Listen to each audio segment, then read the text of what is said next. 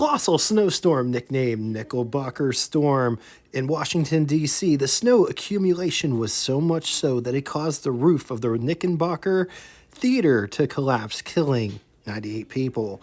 DeWitt and Lila Wallace published their first issue of Reader's Digest, and President of the United States Warren G. Harding issues the first radio in the White House.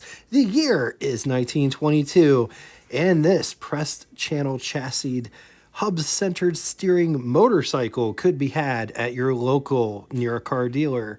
Rumor has it Cannonball Baker's even selling these types of vehicles. But before getting into all of it, I'm your host, Jay. Welcome to What It's Like, the automotive channel that dives in deep on the lost and forgotten cars and vehicles of the past. We post between 3 to 5 episodes a week, with engine episodes peppered in. Dive in deep on the history, specs, designs. If any of that sounds of interest to you, subscribe and hit the bell icon next to it to never miss a video. The Ner-a-car was the product of Carl Ner-a-car, who designed a feet-forward styled motorcycle, which used a steel channel chassis, which gave the motorcycle a unique look. The body style of the motorcycle is usually the first thing somebody usually sees when witnessing the motorcycle for the very first time. The second thing might probably be the steering wheel hubs. These cycles steer via the hubs. Ner-a-cars were the most successful hub-centered steering motorcycle produced. It's important to point out that Ner-a-car wasn't the first motorcycle with a steel channel chassis, nor was it the first hub-centered steering motorcycle.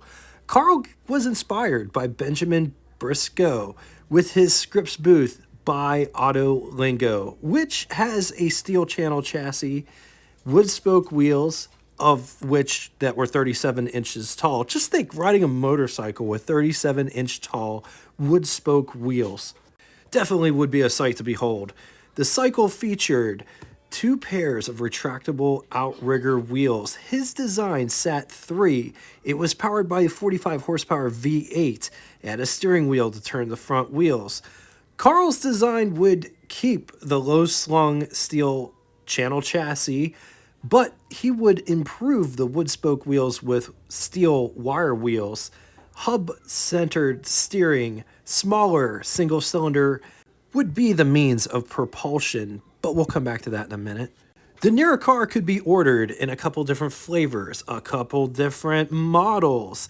The Type A was their solo seating offering. It was powered by a 221 cubic centimeter 2-stroke single-cylinder engine, 1 headlight, and 1 tall taillight. Type B had the larger 255 cc engine, 2 seats, 2 headlights, 1 for each rider.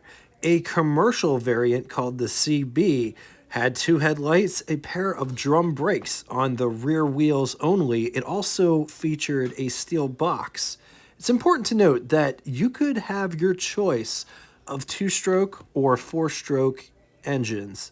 Ner-a-cars were produced from 1921 through 1927. They were built in both the United States, more specifically Syracuse, New York, Kingston-on-Thames in the UK. In the UK, Sheffield Simplex bought the license to produce the Ner-a-cars. Sheffield and Simplex would improve their design, calling their new version Blackburn. Fun fact, Cannonball Baker drove a Ner-a-car cross-country from New York to Los Angeles in 8 days, averaging a speed of 20 miles per hour. Baker would even become a Ner-a-car dealer when he returned. Let's talk specs. 84 inches long. It rides a wheelbase of, it could be 2 different things. It could either be 59 inches with the standard format, or if you have this rear suspension format, 68.5 inches. It weighs 175 pounds dry.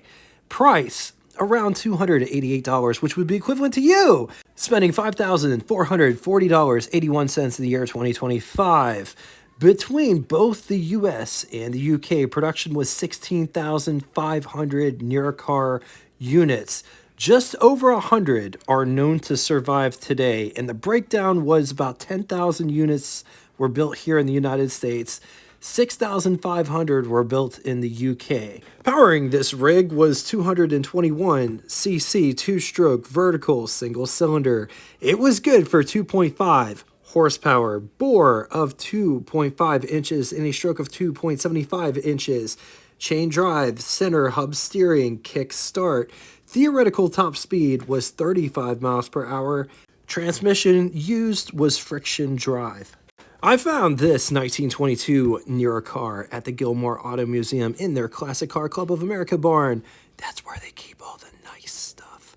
The term classic car gets thrown around a lot. The Classic Car Club of America was established in 1952, and they first coined the term or phrase classic car, which is a car that was built between the years 1915 through 1948. It also isn't a mass-produced car, oftentimes coach-built. So 1957 Chevy isn't on that list. Fine example of what the cream of the crop automobile should be. And here's a list of what are considered classic cars by the Classic Car Club of America. For those that may have never been or never even heard of the Gilmore Auto Museum in Hickory Corners, Michigan, if you're into automotive history, they have a huge campus. I'm talking like 90-acre campus with over 400 cars on display at any given time. They have some buildings that look like old dealerships. For hours of operation, directions, ticket pricing, and to see all of the events that Gilmore has to offer, be sure to click the link below after the show.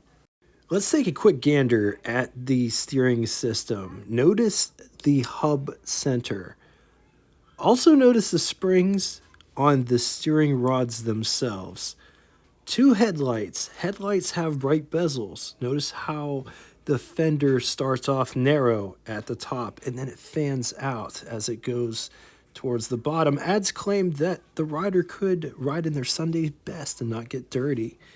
Definitely an interesting design concept. I personally didn't sit on this bike, but I was wondering when I was looking at it if the handlebars are in a good spot or if they're a bit awkward. Horn/ringer. Notice the top of the engine sticks out or out of the chassis, I should say. One of the only vehicles that I can think of that you don't have to open the hood to change a spark plug. This one is the two-seater model. Notice how the second seat is on top of the fender. Gas tank is under the front seat. On the positive side, this is a different looking conversation piece. Single cylinder, so less problems, probably gets decent gas mileage. Considered by the Classic Car Club of America as a classic status type of vehicle. Against it, not many around, so parts will probably be an issue. You probably have to make certain various parts. All right, now it's time for Would You Rather. Two scenarios today, and these may or may not be in the same price point, but which one would you rather have?